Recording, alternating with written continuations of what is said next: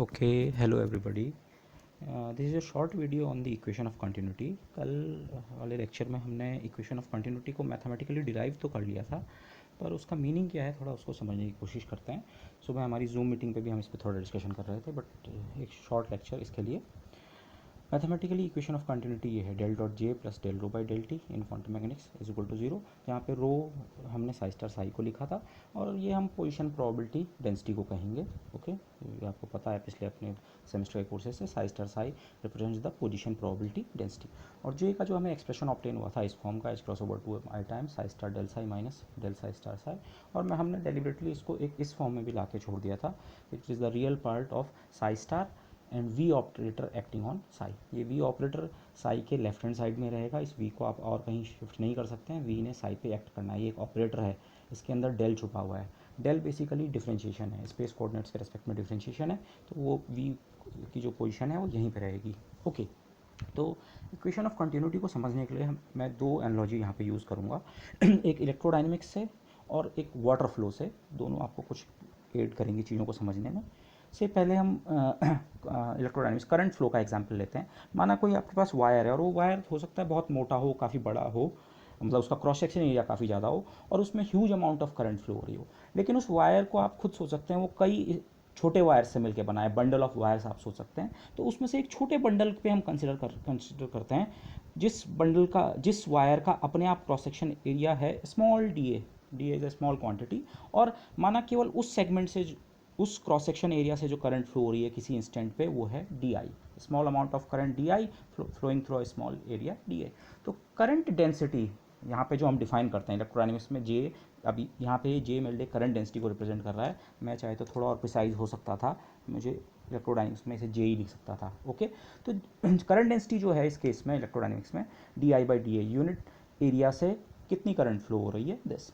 तो इस इक्वेशन को आप ऐसे रिराइट कर सकते हैं, okay J I D I can be obtained by J into D A. अगर हम करंट डेंसिटी जिस चीज़ को हमने डिफाइन किया उसको एरिया से मल्टीप्लाई कर दें, तो हमें स्मॉल अमाउंट ऑफ करंट जो उस एरिया से क्रॉस हो रही है वो पता लग जाएगी। तो किसी लोकेशन पे अगर आपको जे की वैल्यू पता है, तो एरिया उसके उस पॉइंट पे जो एरिया है उससे कितनी करंट फ्लो हो रही है ये पता कर सकते हैं। बट ये थोड़ी अभी इम्प्रिसाइज है, क्योंकि सेम लोकेशन पे से ये किसी लोकेशन पे जे आपको पता है, और जे एक्चुअली एक वेक्टर होगा, ये हम अभी देखेंगे, बट जे ये है इस डायरेक्शन में। तो अब एरिया तो ऐसे भी रखा हो सकता है, और एरिया यहाँ भी हो सकता है, और एरिया कहीं और ओरिएंटेशन में भी हो सकता है। तो हमें थोड़ा इस डेफिनेशन को वो करना चाहिए, करेक्ट करना चाहिए। जो करेक्ट रिलेशन बिटवीन करंट और करंट डेंसिटी है, J is the current density, D I is equal to J dot D A. Okay, इसको आप अगेन बहुत सिंपली समझ सकते हैं, वाटर फ्लो। अब मैं यहाँ पे थोड़ा वाटर फ्लो की एनालॉजी ला रहा हूँ, समझने में और आसान रहेगा। माना से ये आपका कोई छोटा सी लूप है, ये हमारा डी ए एरिया है। एक्चुअली हम ये जानना चाह रहे हैं इसको क्रॉस करके कोई पानी जा रहा है या नहीं जा रहा है, कितनी उसकी अमाउंट है। माना ये हमारा वाटर फ्लो है, वाटर फ्लो हमारा इस डायरेक्शन में है। ओके, और जो एरिया जिसको मैं टेस्ट करना चाह रहा हूँ, ये एरिया है और ये वाटर फ्लो की डायरेक्शन है, पेन जो है। ओके, दिस पेन, ये वाटर फ्लो की डायरेक्शन है। अब ये एरिया ऐसे भी रखा हो सकता है, ऐसे भी रखा हो सकता है, ऐसे भी अलग अलग ओरिएंटेशन में एरिया हो सकता है। और आप जानते हैं हम एरिया को वेक्टर द्वारा रिप्रेजेंट करते हैं। जब किसी एरिया को वेक्टर द्वारा रिप्रेजेंट करते हैं तो जितना उस एरिया का मैग्नीट्यूड होता है वो डी एरिया वेक्टर का मैग्नीट्यूड बनता है, और उस छोटे से एरिया के परपेंडिकुलर जो वेक्टर होता है वो उस एरिया वेक्टर की डायरेक्शन होता है। से फॉर एग्जांपल ये जो रिंग से ऑब्जेक्ट है, ये मेरा एक छोटा सी area, small area D A मैं इसे मान रहा हूँ, तो इसका जो एरिया वेक्टर होगा उसकी direction would be something like this. यही एरिया अगर ऐसे हो गया तो एरिया वेक्टर की डायरेक्शन ऐसे हो जाएगी, ऐसे, जहाँ ये एरिया होगा उसके परपेंडिकुलर। ओके, तो अब से पानी किसी चैनल में फ्लो हो रहा है, बहुत पूरे वॉल्यूम में फ्लो हो रहा है। अगर मैं ये रिंग फ्लो के परपेंडिकुलर रखता हूँ तो डेफिनेटली इसको क्रॉस करके कुछ पानी जाएगा, जैसे आप फ्लक्स कहते हैं, फ्लक्स ऑफ वाटर कुछ क्रॉस होके जाएगा। Okay, that's okay. बट अगर पानी ऐसे में फ्लो हो रहा है और ये जो एरिया है डी ए, इसे अगर मैं ऐसे में ओरिएंट कर दूँ तो फ्लो लाइंस ऐसे में है, पानी लगा ऐसे ऐसे, तो पानी या इसके ऊपर या इससे नीचे से क्रॉस होगा, लेकिन पानी इसके थ्रू पास नहीं होगा। हमारा सवाल ये था इस एरिया को क्रॉस करके कितना वाटर जा रहा है। तो इसीलिए हमें ये जो प्रॉपर डेफिनेशन है, ये आप इस डेफिनेशन को देखिए, ये सब कुछ चीज़ों को प्रॉपरली इनकॉर्पोरेट कर लेता है। मैं यहाँ पे आपको डिपिक्ट करने की कोशिश करता हूँ। यहाँ पे ये ये जे या करंट डेंसिटी या जो भी जिस भी चीज़ का फ्लो है ये उसकी डायरेक्शन है, और एरिया उसके ठीक सामने रखा हुआ है परपेंडिकुलर, तो एरिया का वेक्टर इस समय ये डी ए वेक्टर की डायरेक्शन और ये से जे करंट की डेंसिटी की डायरेक्शन दोनों पैरेलल हैं। हाँ, फ्लो बड़ा smoothly flow, large amount of water will flow through this, क्योंकि पैरेलल वेक्टर्स के डॉट प्रोडक्ट में cos 0 आता है, तो cos 0 is equal to 1। Okay, इसके बजाय अगर सिचुएशन ये हो, जे तो इधर ही को है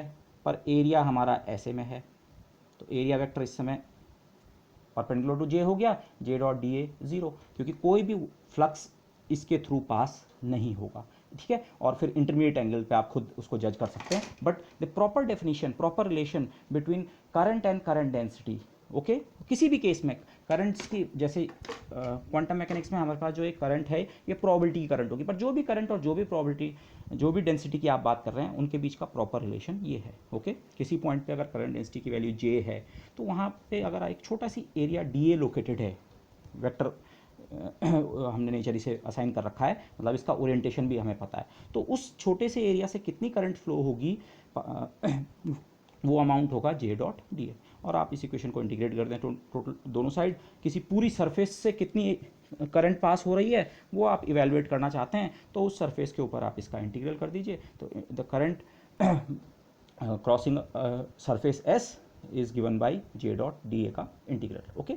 अच्छा, अब हम एक पर्टिकुलर केस लेते हैं, माना वो सरफेस है क्लोज्ड, एक स्मॉल वॉल्यूम है और आर्बिट्री वॉल्यूम है, आपने अपनी मर्जी से ये वॉल्यूम कहीं पे भी ले लिया, इस वॉल्यूम को मैं कैपिटल वी से रिप्रेजेंट कर रहा हूँ और इसकी सरफेस को हम एस से रिप्रेजेंट कर रहे हैं, एक क्लोज सरफेस है। तो अगर हम जे डॉट डी ए का जो सरफेस इंटीग्रल है इसको इस क्लोज सरफेस के ऊपर परफॉर्म करने की कोशिश करें, तो पहले तो आप गॉस डाइवर्जेंस थ्योरम से क्लोज सरफेस के ऊपर सरफेस इंटीग्रल को आप एक डाइवर्जेंस के वॉल्यूम इंटीग्रल में कन्वर्ट कर सकते हैं। Gauss divergence theorem at work, J dot D A का इंटीग्रल की जगह del dot J D cube X या D tau whatever volume integral. लेकिन अब अगर आप इस लेफ्ट हैंड साइड को देखें, ये लेफ्ट हैंड साइड क्या है, अगर आप जो अभी हमने करंट डिफाइन किया, जे डॉट डी ए पूरी सरफेस के ऊपर इसका इंटीग्रल बेसिकली है आई टोटल, पूरी इस सरफेस को क्रॉस करके कितनी करंट पास हो रही है, ओके, टोटल। अगर हम सरफेस के छोटे से सेगमेंट के लिए इंटीग्रेशन करते तो उस छोटे सेगमेंट को कितना करंट क्रॉस करके जा रही है, पर हम पूरी सरफेस के लिए इंटीग्रेशन कर रहे हैं तो ये क्वांटिटी एक्चुअली है total amount of current crossing this surface. But current है क्या? Current by definition is the rate of flow of charge, कितना चार्ज यूनिट टाइम में स्केप कर रहा है, फ्लो कर रहा है। तो ये करंट काई के क्यों जनरेट होगी? अब आप ये करंट के जनरेट होने का कारण आप इस तरह से इमेजिन कीजिए, आई टोटल, कुछ total current of some value इस सरफेस से बाहर जा रही है, तो डेफिनेटली अगर करंट्स यहाँ से बाहर की ओर फ्लो हो रही हैं तो इस वॉल्यूम के अंदर जो चार्ज है उसका अमाउंट टाइम के साथ कम हो रहा होगा। क्यों इन इस सरफेस के अंदर मौजूद चार्ज की वैल्यू है वो अमाउंट टाइम के साथ कम हो रहा होगा। सो जो ये करंट जो प्रोड्यूस हो रहा है जे डॉट डी ए का पूरे सरफेस के ऊपर integral total amount of current है, लेकिन ये टोटल अमाउंट ऑफ करंट आप ऐसे भी कंप्यूट कर सकते हैं, अंदर जो चार्ज है वो कितनी तेज़ी से कम हो रहा है, तो उतनी तेज़ी से तो चार्ज फ्लो हो रहा होगा, तो दैट इज़ द करंट। और माइनस साइन ये डिपिक्ट कर रहा है चार्ज समय के साथ कम हो रहा होगा, तब आपको आउटवर्ड करंट मिलेगी दिस। एक्चुअली ये स्टेटमेंट हम क्यों कह सकते हैं कि अगर बाहर को करंट फ्लो हो रही है तो अंदर चार्ज की वैल्यू समय के साथ कम होनी चाहिए। क्या ऐसा नहीं हो सकता कि करंट फ्लो होती रहे सरफेस से बाहर नेट और अंदर चार्ज की वैल्यू स्टेशनरी बनी रहे, फॉर एग्जांपल? ऐसा नहीं हो सकता है, क्योंकि electric charge follows the conservation law of charge. Total amount of charge जो है वो कंजर्व्ड होता है। ये आपने इलेक्ट्रोडायनेमिक्स में या बहुत छोटी क्लासेस से आप पढ़ते आ रहे हैं। ये एक एक्सपेरिमेंटल फैक्ट है कि चार्ज इज़ ऑलवेज कंजर्व्ड। ये चार्ज की प्रॉपर्टी के रूप में आपको यूजुअली डिस्क्राइब किया जाता है, but charge is a conserved quantity. अब ये कंजर्वेशन वैसे दो तरह का होता है, ग्लोबल एंड लोकल। हम दोनों कंजर्वेशन की बात कर सकते हैं। ग्लोबल कंजर्वेशन का सेंस ये है, माना आप ये पूरी दुनिया को देखें, माना से अर्थ को ही हम पूरी देख लें और आप पूरी अर्थ को एक साथ देखें और आप ये सोचें कि माना यहाँ पे एक इलेक्ट्रॉन का चार्ज था, अभी तक मेरे पास यहाँ पे एक इलेक्ट्रॉन का चार्ज था और अचानक से वो चार्ज यहाँ पे ख़त्म हो गया, नेगेटिव चार्ज ई यूनिट्स के बराबर, और उतना ही चार्ज से अमेरिका में उसी समय उत्पन्न हो गया, उस समय प्रोड्यूस हो गया। तो पूरे वर्ल्ड के लेवल पे आप देखेंगे, ग्लोबली आप देखेंगे तो आपको चार्ज कंजर्वेशन नज़र आएगा। इस तरह के कंजर्वेशन को हम कहते हैं ग्लोबल कंजर्वेशन। बट चार्ज का कंजर्वेशन ग्लोबल नहीं है, वो तो लोकल लेवल पे है, ग्लोबल तो है ही ऐसा बोलना चाहिए, लेकिन वो केवल ग्लोबल नहीं है। ऐसी प्रोसेस नहीं होती है कि चार्ज यहाँ पे गायब हो जाए और अमेरिका में उसी समय उत्पन्न हो जाए, डिस्टेंट लोकेशन पे वो चार्ज अपेयर हो जाए, ऐसा नहीं होता है। चार्ज का कंजर्वेशन लोकल होता है, लोकल लेवल पे चार्ज का कंजर्वेशन होता है। अगर यहाँ पे कोई इलेक्ट्रॉन था, उसका चार्ज माइनस ही, और वो यहाँ से गायब हुआ, तो नेबरहुड में थोड़ी देर बाद नेबरहुड में ही कहीं गया होगा। तो आप केवल चार्ज के सेंस में देखें, यहाँ से चार्ज गायब हुआ तो लोकल में कहीं चार्ज अपेयर हुआ होगा। तो ये जो स्टेटमेंट हम यहाँ पे लिख पा रहे हैं कि टोटल अमाउंट ऑफ करंट जो इस सरफेस को क्रॉस करके जा रही है, या ऐसा बोल सकते हैं इस वॉल्यूम से बाहर जा रही है, वो minus D Q in by D T. और चार्ज जो होता है वो चार्ज डेंसिटी का वॉल्यूम इंटीग्रल होता है, तो मैं minus D by D T of इसे इंटीग्रल पूरे वॉल्यूम के ऊपर हर पॉइंट पे जो चार्ज डेंसिटी है उसका वॉल्यूम इंटीग्रल ले लूँ तो क्यू इन उतने के बराबर है। तो मैं इस चीज़ को ऐसे भी लिख सकता हूँ। और ये डी बाई डी टी को आप इंटीग्रल साइन के अंदर ले जा सकते हैं, अंदर जाके ये पार्शियल डिफरेंशिएशन में कन्वर्ट हो जाता है। मैं यहाँ पे इतना ही बोलना चाहूँगा, तो ओके, इसको मैथमेटिकली मैं डेप्थ में अभी नहीं जाना चाहूँगा, लेकिन ये जो डिफरेंशिएशन है, नॉर्मल डिफरेंशिएशन, कंप्लीट डिफरेंशिएशन जो इंटीग्रल के बाहर है, ये इंटीग्रल के अंदर आप ले जा सकते हैं, लेकिन अंदर जाके ये पार्शियल डिफरेंशिएशन में कन्वर्ट हो जाएगा। ओके, तो अब आप देखिए ये टर्म इसके बराबर गॉस डाइवर्जेंस थ्योरम से, और कंजर्वेशन ऑफ चार्ज के कारण इसको हम इस फॉर्म में एक्सप्रेस कर पाए। अब ये दोनों वॉल्यूम इंटीग्रल की फॉर्म है, उसी आर्बिट्री वॉल्यूम जो हमने लिया था, अपना मन चाहा वॉल्यूम कहीं पे भी आप सिचुएट कर लें, उसके लिए ये बराबर इसके है। तो आप दोनों टर्म्स को एक तरफ ले आएँ और एक ही वॉल्यूम इंटीग्रल में आप उन्हें शामिल कर सकते हैं। तो डेल डॉट जे और इधर आके term plus plus del two by del T का वॉल्यूम इंटीग्रल बराबर 0। अब आपने जो ये इंटीग्रेशन किया था ये आर्बिट्री वॉल्यूम के ऊपर था। ओके, तो इस आर्बिट्री वॉल्यूम के ऊपर आप किसी चीज़ का इंटीग्रेशन कर रहे हैं और हमेशा वो इंटीग्रल 0 मिल रहा है, तो इसका मतलब जिस चीज़ का आप इंटीग्रेशन करने निकले हैं इंटीग्रैंड, वो ही 0 है। ओके, कई बार ऐसा हो सकता है कि आपको कोई इंटीग्रल 0 मिले, लेकिन इसका मतलब ये नहीं होता है कि आप जिस चीज़ का इंटीग्रेशन कर रहे थे वो 0 ही था। ओके, फॉर एग्जाम्पल एक्स का इंटीग्रल कर दीजिए -1 से लेकर +1 तक, या 2x का करते हैं सीधे। 2x का इंटीग्रल आपने लिखा x² और अपर लिमिट और लोअर लिमिट, अपर लिमिट पे भी वैल्यू 1, लोअर लिमिट पे भी वैल्यू 1, और माइनस किया तो 0। ये इंटीग्रेशन भी 0 मिल रहा है आपको, integral -1 to 1 2x dx। But इसका मतलब ये नहीं है कि जिस चीज़ का हम इंटीग्रेशन कर रहे थे वो सब जगह 0 है। 2x is not 0 everywhere in the whole interval -1 to 1। But यहाँ पे हमारा आर्ग्यूमेंट ये है, ये वॉल्यूम जो था जिसके ऊपर हम इंटीग्रेशन कर रहे हैं ये आर्बिट्री था, यहाँ भी हो सकता है, और ये वॉल्यूम यहाँ भी हो सकता है, और ये वॉल्यूम यहाँ भी हो सकता है, एनीवेयर किसी भी वॉल्यूम के ऊपर हम ये स्टेप्स करें तो हमें ये रिलेशन मिलेगा। इसका मतलब हम जिस चीज़ का इंटीग्रेशन कर रहे हैं डेफिनेटली वही 0 है। So del dot J plus del rho over del T is 0, और ये वही इक्वेशन है इलेक्ट्रोडायनेमिक्स में, इक्वेशन ऑफ कंटिन्यूटी। बट ये मैंने डिस्कशन क्यों किया उसको मैं एम्फेसाइज करना चाह रहा हूँ। इलेक्ट्रोडायनेमिक्स में इक्वेशन ऑफ कंटिन्यूटी क्यों मिली, बेसिकली इसका ओरिजिन क्या है? इसका ओरिजिन है ये local conservation of charge. Charge क्योंकि लोकली कंजर्व्ड होता है, आप चार्ज ना क्रिएट कर सकते हैं ना डिस्ट्रॉय कर सकते हैं। चार्ज ज़्यादा से ज़्यादा मूव कर सकता है, यहाँ से चार्ज मूव होकर यहाँ चले गया, यहाँ पे का चार्ज खत्म हो जाएगा, केवल चार्ज के सेंस में आपको अब चार्ज यहाँ नज़र नहीं आएगा, अब वो चार्ज यहाँ नज़र आएगा। बट आप चार्ज को क्रिएट या डिस्ट्रॉय नहीं कर सकते हैं। आप कई बार इस आर्ग्यूमेंट को हम रिवर्स में भी पेश कर सकते हैं कि अगर ये इक्वेशन इलेक्ट्रोडायनेमिक्स में मेरे पास कहीं से आ रखी है तो ऑटोमेटिकली वो कंजर्वेशन ऑफ चार्ज इम्प्लाई करेगी। Okay, so the argument can be stressed either way. तो लेकिन इक्वेशन ऑफ कंटिन्यूटी का मीनिंग ही कंजर्वेशन से है। ये एक जनरल प्रिंसिपल है फिजिक्स में, इक्वेशन ऑफ कंटिन्यूटी जैसी इक्वेशंस आपको कई जगह देखने को मिल सकती हैं। इनफैक्ट आप में से जो लोग हायर स्टडीज़ करेंगे, रिलेटिविस्टिक नोटेशन में इक्वेशन ऑफ कंटिन्यूटी कुछ इस तरह की इक्वेशंस बन जाती हैं, del mu J mu equal to 0। ये 4 वेक्टर फॉर्म में हम इन्हें लिखते हैं। इसको हम इस तरह के टर्म को हम 4 डाइवर्जेंस कहते हैं। ये डेल डॉट जे जो 3 डायमेंशन में होता है उसका काउंटर पार्ट है एक तरह से 4 डायमेंशन में। तो इक्वेशन ऑफ कंटिन्यूटी 4 डायमेंशंस में कुछ इस तरह से लिखी जाती है। लेकिन पॉइंट ये है, जहाँ भी आपको इक्वेशन ऑफ कंटिन्यूटी जैसा कोई स्टेटमेंट मिलेगा, इसका मतलब वहाँ आप किसी चीज़ के कंजर्वेशन की बात कर रहे हैं। ओके, सो ये अच्छा। दूसरा एग्जाम्पल मैं जो लूँगा ये भी आपको थोड़ा समझने में मदद करेगा हमारे आगे वाले एग्जाम्पल्स को। वाटर फ्लो, इस तरह के कैलकुलेशंस आप यूजुअली छोटे क्लासेस में करते हैं कि वाटर किसी चैनल में फ़्लो हो रहा है और उस पाइप को, इसी पाइप में फ़्लो हो रहा है, पानी की डेंसिटी माना रो है और पानी की वेलोसिटी माना v है, और पाइप का क्रॉस सेक्शन एरिया dA है। हो सकता है पाइप मोटा हो, मैं पाइप के उस एक और छोटे हिस्से को सोच रहा हूँ जिसका क्रॉस सेक्शन एरिया dA है। उस उस एरिया में से यूनिट टाइम में कितना पानी फ्लो होके हमारे किसी बर्तन में जमा हो जाएगा, द मास ऑफ वाटर। इस समय पानी के फ्लो की बात कर रहे हैं, मास तो फ्लक्स है, इस समय वाटर का फ्लक्स है। यहाँ पे चार्ज की बात हो रही थी, यहाँ पे मास की बात हो रही है, but the basic idea is same.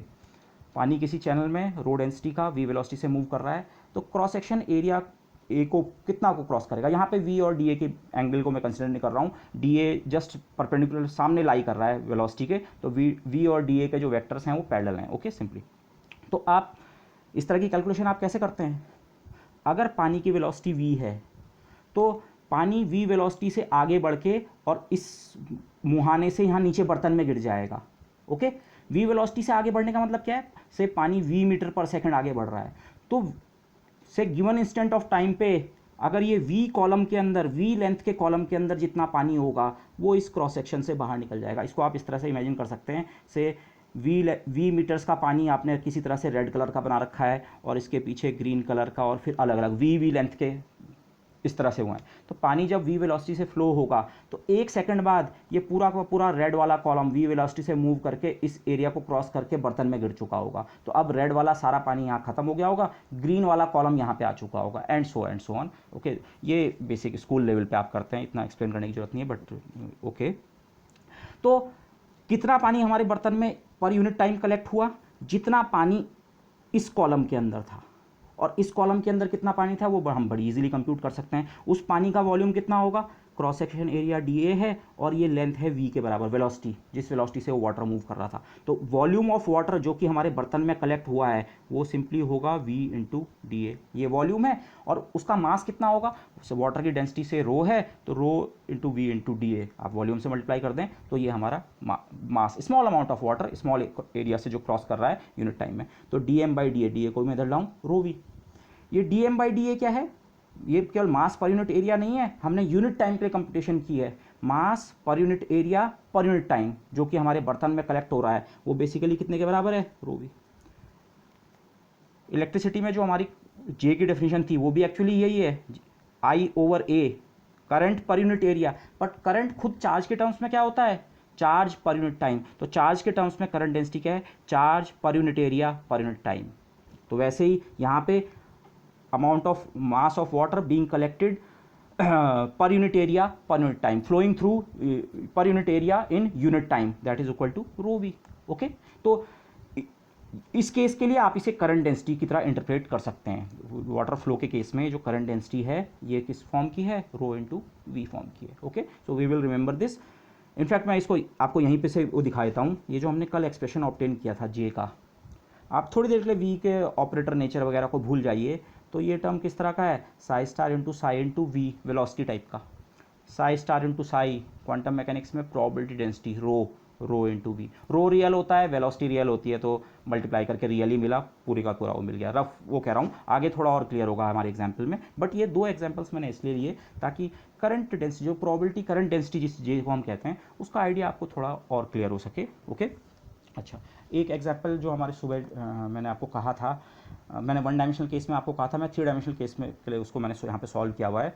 अगर मैं ये अपना प्लेन वेव फंक्शन लूँ थ्री डायमेंशन में, ए टू द पावर आइटा के dot are minus omega T, और इसके लिए मैं इस जे को कंप्यूट करना चाहूँ, करंट डेंसिटी को भी और रो को भी, तो वो कितने कितने मिलते हैं। जे और रो के एक्सप्रेशन हमारे पास यहाँ लिखे हुए हैं, जे और रो के एक्सप्रेशन।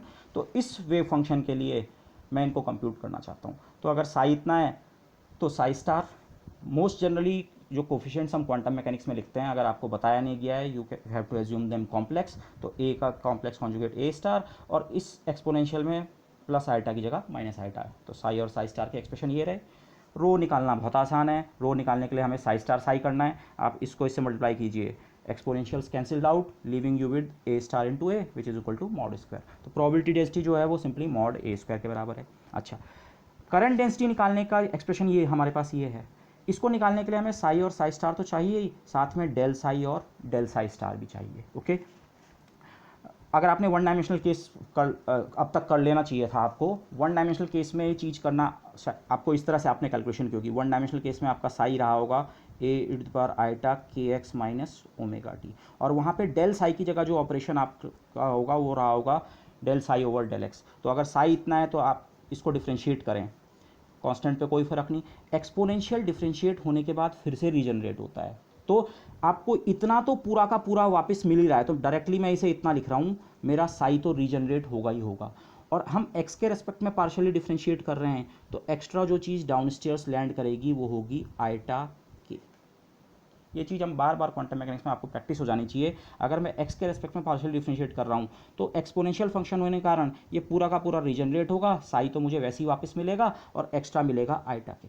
अगर यहीं पे से फॉर एग्जांपल मैं टी के रेस्पेक्ट में पार्शियल डिफरेंशिएट कर रहा होता तो फिर से मेरा पूरा का पूरा साई रीजनरेट होता और उस समय नीचे लैंड करता आइटा और into minus omega, that is minus iota omega, यहाँ नीचे लैंड करता। तो ये चीज़ें आपको फ्रीक्वेंट वो एक आध बार प्रैक्टिस कर लीजिए, फिर आप विदाउट इंटरमीडिएट स्टेप्स इतना आपको लिखना आ जाना चाहिए। ओके, तो del psi over del X. अब यहाँ पे मेरा 3 डायमेंशनल केस था, तो 3 डायमेंशनल केस में जो करस्पॉन्डिंग काउंटर पार्ट है डेल साई, साई हमारा 3 डायमेंशनल वाला प्लेन वेव है, तो वो जो डेल के अंदर डेल बाई डेल एक्स भी होता है, डेल बाई डेल वाई भी होता है, डेल बाई डेल जेड भी होता है, तो उनमें से एक के एक्स वाले पार्ट को नीचे लाएगा, दूसरा के वाई वाले को, तीसरा के जेड वालों को, और आप तीनों को कंबाइन करेंगे तो आपको ये मिलेगा आइटा इंटू के वेक्टर इंटू साई। ओके, ये आप करके खुद देख सकते हैं। इस साई के साथ आप डेल इस पे इसका ग्रेडियंट निकालें, del psi equal to iota K psi, ठीक है, K is the wave vector. और सिमिलरली साई स्टार पे कैलकुलेशन करेंगे तो यहाँ minus iota K, del psi star minus iota K extra land करेगा नीचे, और बाकी साई स्टार तो रीजनरेट होगा ही होगा।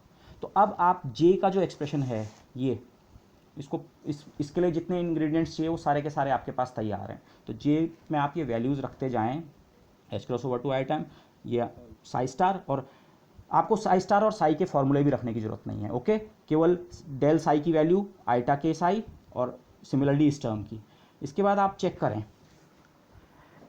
ये दोनों टर्म्स सेम हैं और दोनों का साइन भी प्लस का है, तो दोनों ऐड हो जाते हैं। यहाँ पे अब आप ये कंफ्यूज ना करें, अब डेल ऑपरेटर ख़त्म हो चुका है, ऑपरेटर्स को आप आर्बिट्रली कहीं मूव नहीं कर सकते हैं, और ऑपरेटर ने जिस फंक्शन पे एक्ट करना है वो उस फंक्शन पे एक्ट करेगा ही करेगा, आप उसको उसके लेफ्ट या राइट में नहीं ले सकते हैं।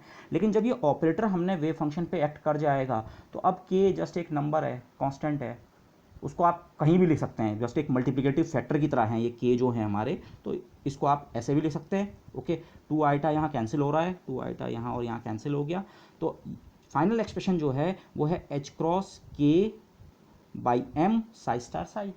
अब ये क्या चीज़ है, साई स्टार साई, अरे ये तो प्रोबेबिलिटी डेंसिटी है, फिर से ये तो रो है, और H cross K by M क्या है, वेव पार्टिकल डुअलिटी के दो रिलेशंस जो मैं बार बार आपको कहता रह रहा हूँ, वेव पार्टिकल डुअलिटी इन दो इक्वेशंस में कंटेन्ड है, E equal to H cross omega and P equal to H cross के।